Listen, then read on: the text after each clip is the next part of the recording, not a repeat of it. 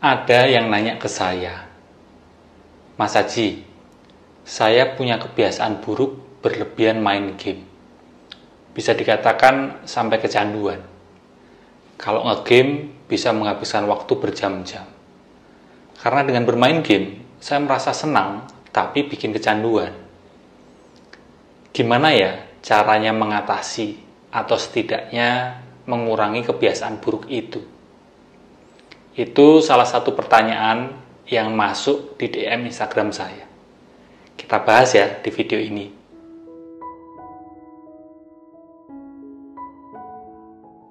Halo teman-teman semuanya, kenalin ya, saya Aji Santoso Putro. Selamat datang di akun YouTube saya, Aji Santoso Putro TV. Dan ini adalah video pertama saya di tahun 2022. Secara berkala, saya akan upload video seapa adanya ya. Nama programnya seperti tahun sebelumnya, yaitu Muda Rasa.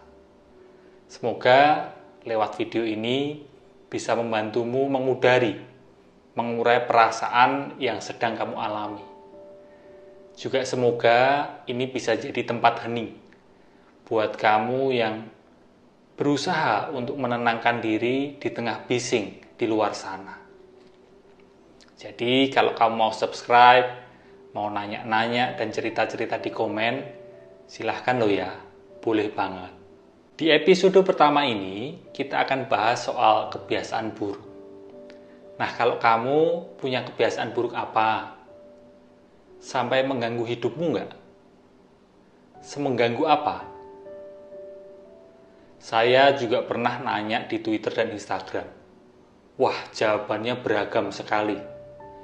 Ada yang kebiasaan buruknya itu berlebihan main game. Ada juga yang merokok. Ada juga yang berlebihan belanja. Belanja sepatu, skincare, make up. Ada juga yang berlebihan nonton drakor, K-pop, dan sebagainya. Dan banyak yang bercerita kebiasaan buruknya itu sangat mengganggu.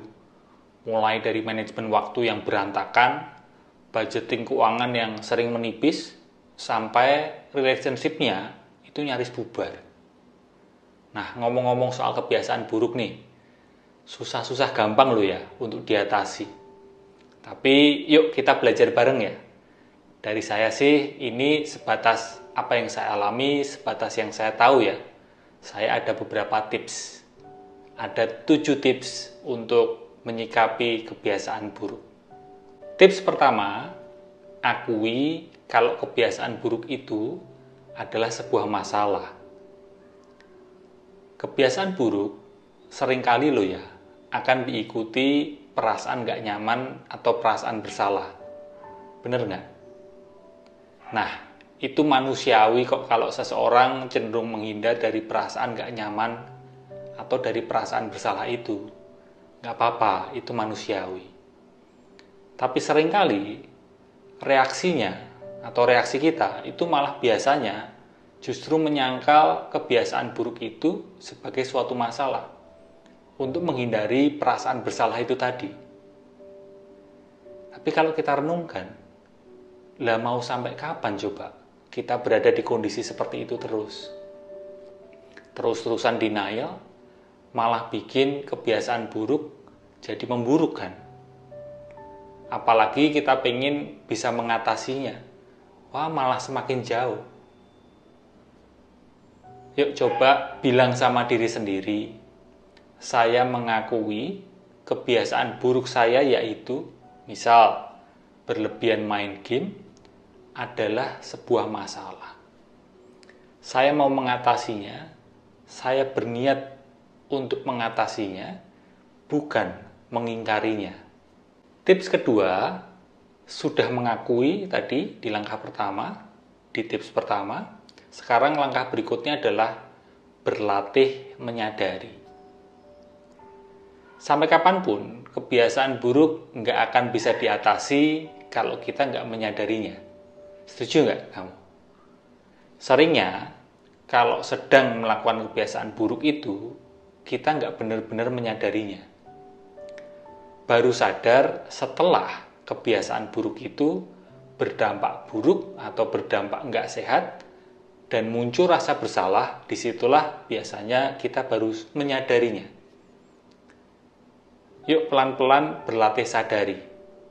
Menyadari mulai dari sadari di saat keinginan melakukan itu muncul, sadari saat melakukannya, dan sadari pula akibat setelah melakukannya. Tips ketiga, kenali dan sadari perasaan di balik kebiasaan buruk itu. Apa sih yang sebenarnya melatar belakangi kebiasaan buruk itu? Biasanya karena kita sedang lari, sedang menghindar dari sebuah perasaan nggak nyaman.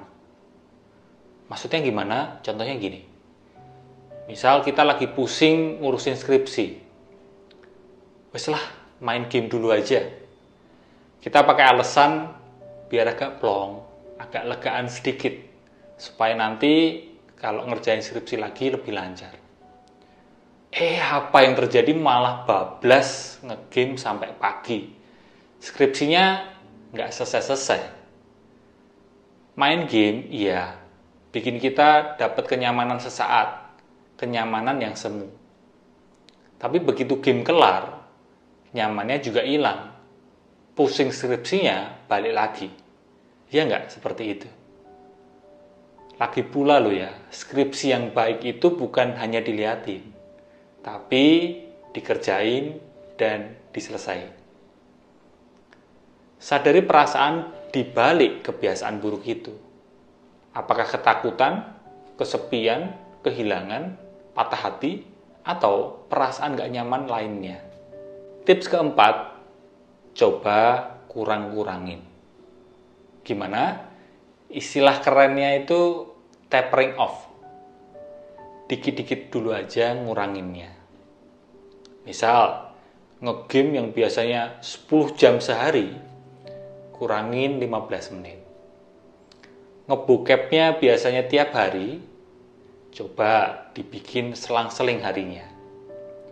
Drakoran dari jam 9 malam sampai jam 1 pagi, coba dikondisikan, diri diajak untuk maksimal sampai jam 12 malam lalu tidur. Yuk, bisa yuk. Pasti ada rasa nggak nyamannya. Nggak apa-apa. Kita puk-puk diri sendiri dan bilang ke diri sendiri. Cuma berkurang dikit kok. Kurangin dikit-dikit ya. Pelan-pelan saja. Sans aja ya. Tips kelima, tambah pelan-pelan durasi atau frekuensi nguranginnya. Maksudnya gimana? Gini. Durasi ngegame yang udah dikurangin 15 menit, kurangin lagi 15 menit. Jadi total 30 menit.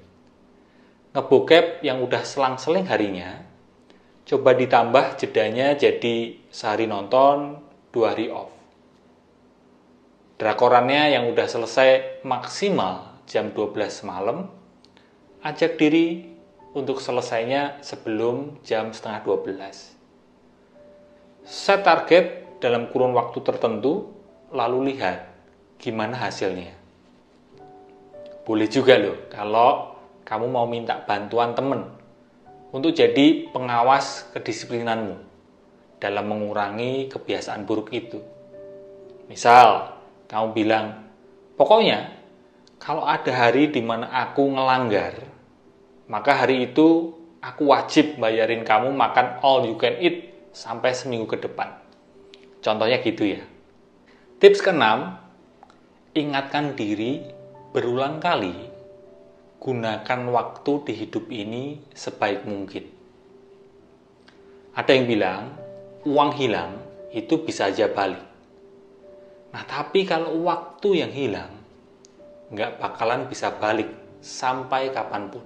Setuju nggak kamu? Hidup ini kan pemberian ya, anugerah.